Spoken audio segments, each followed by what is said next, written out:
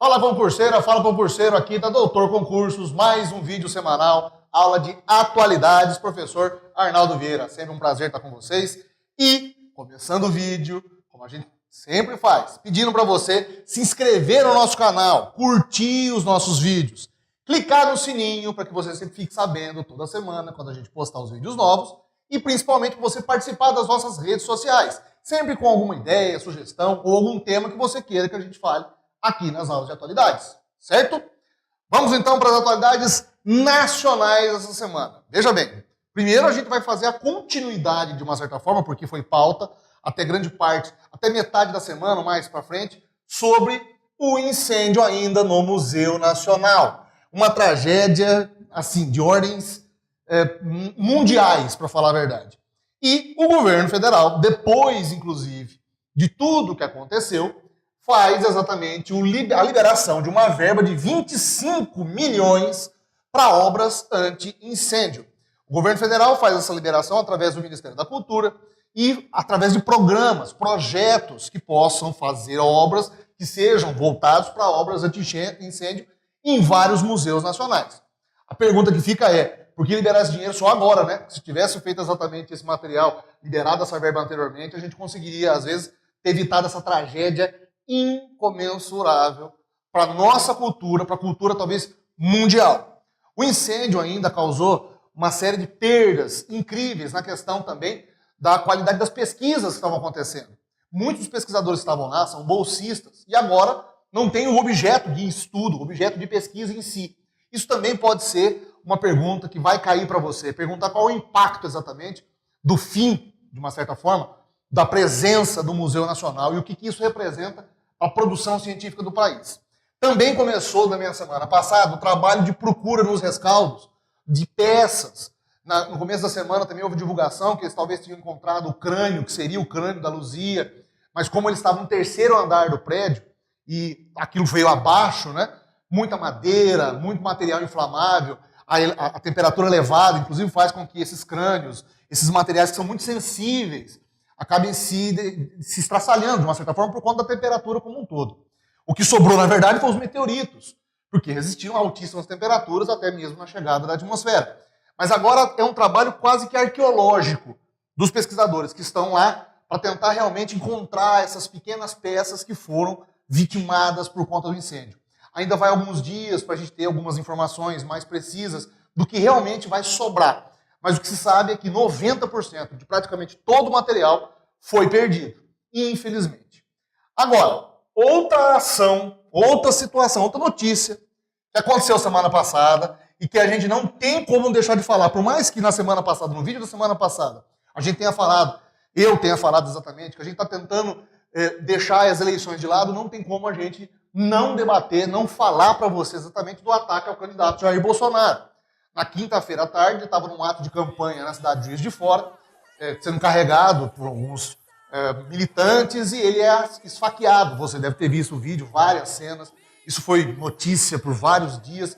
Ele foi levado às pressas, inclusive, para a Santa Casa de Juiz de Fora, passou por uma intervenção cirúrgica, chegou lá num estado grave de saúde, porque teve perfuração no intestino, e isso acabou levantando, de uma certa forma, todos os candidatos em torno de uma única causa.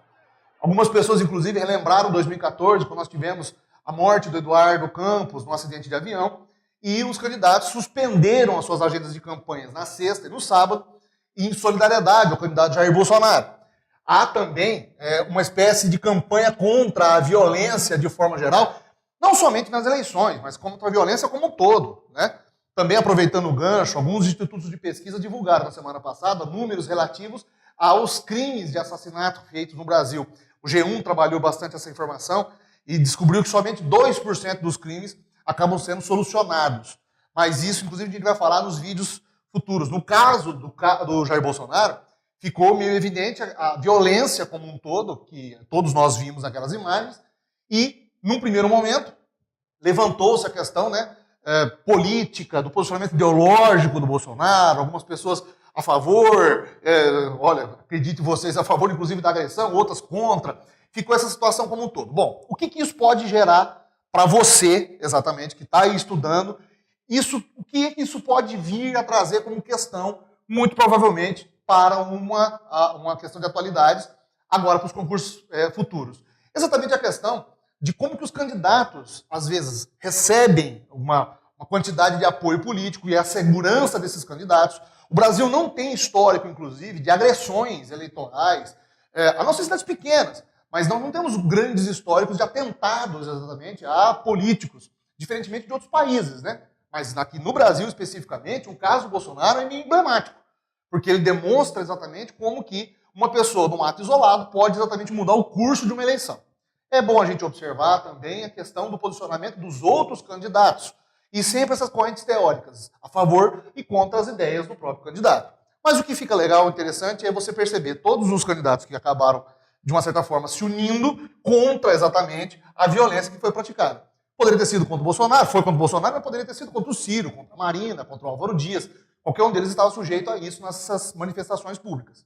Ok? Então fica, na verdade, essa observação. Os concursos podem questionar vocês exatamente nas estruturas de campanha. E como que essa polarização ideológica entre os a favor de uma tendência direitista e os a favor de uma outra linha de pesquisa, uma outra linha exatamente política, podem estar cada vez mais fazendo parte dessa diferenciação, desse conflito ideológico que o Brasil está vivendo ultimamente. Ok?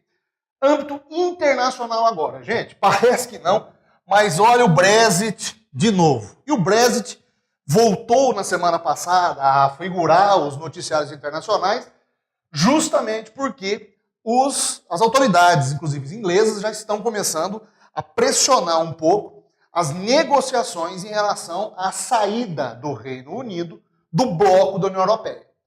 Há 2 anos atrás, isso foi muito exigido nos concursos. Muitas pessoas não tinham a menor noção do que era o Brexit. Então, rapidamente, para a gente recapitular. O Brexit é a saída da Grã-Bretanha, Reino Unido, do bloco europeu, ou seja, da União Europeia. O que isso quer dizer? A Inglaterra quer deixar de fazer parte de todo o bloco econômico que representa hoje a Europa Unida. Veja, é uma situação um pouco complexa. Por quê? A União Europeia depende financeiramente da Grã-Bretanha, do Reino Unido, financeiramente. O Reino Unido, desde quando foi criada a União Europeia, isso há 23 anos atrás, 95, eles nunca deixaram de ter uma verba própria, uma renda própria. Sempre mantiveram a Libra como sendo sua moeda nacional. Também aceitavam o euro. Mas várias políticas foram mudando, inclusive com o passar dos anos, políticas migratórias, políticas focadas nas questões trabalhistas dos ingleses, e isso acabou gerando uma série de atritos com migrantes e principalmente se agravou com a chegada dos migrantes da Síria, especificamente agora no ano de 2000, entre os anos 2015 e 2016. Toda a Grã-Bretanha, então, se viu numa situação em que há um recebimento desses estrangeiros, uma situação econômica desfavorável para os próprios ingleses, e as perguntas que ficam. Valeria a pena manter, fazer parte ainda do bloco europeu? Em 2016, então, é feito um plebiscito, que a mídia inglesa dava certeza que a resposta seria sim, permanecemos no bloco europeu, e a resposta foi não. A população votou para a saída da Inglaterra, da Grã-Bretanha, como um todo, do Reino Unido como um todo, do bloco europeu. Isso, inclusive, estremeceu todas as relações econômicas de aqueles países, entre aqueles países, e alertou, de uma certa forma, para que outros países que também têm independência financeira pudessem sair fora do bloco europeu. Alemanha, França e Itália, por exemplo. Bom, resultado. As autoridades hoje tentam urgentemente um acordo para que haja essa saída programada para 29 de março de 2019 de forma organizada. Inclusive, na imprensa inglesa, na semana passada, também foi divulgado uma espécie de plano da polícia ou dos sistemas de segurança ingleses para conter as populações, para conter as pessoas, no caso de um caos econômico. Falta, inclusive, de abastecimento de alguns produtos básicos na Inglaterra. Veja, é uma situação que voltou, inclusive, vai ser exigida de você e muito provavelmente vai ser questionado. Olha, os impactos do Brexit. A Grã-Bretanha, o Reino Unido, nem saiu do bloco e já está causando muitos problemas. É algo para você ficar de olho, para acompanhar o desenrolar dessas próximas semanas, que são assim, preponderantes para o futuro da União Europeia como unidade econômica e principalmente com a Inglaterra como força política internacional. Tá ok? Vamos continuar observando. Por hoje é só. A gente espera que você tenha gostado desse vídeo. Mais uma vez, sempre lembrando, sempre falando, começo e fim do vídeo, para você curtir os nossos vídeos, participar das nossas redes sociais, clicar no sininho para que ele ative você e você fique sabendo quando você está olhando no teu celular, no seu computador, no seu notebook, e que você se inscreva no nosso canal e participe aqui dos nossos vídeos, tá ok? Um grande abraço, até semana que vem, a gente se vê lá. Até mais!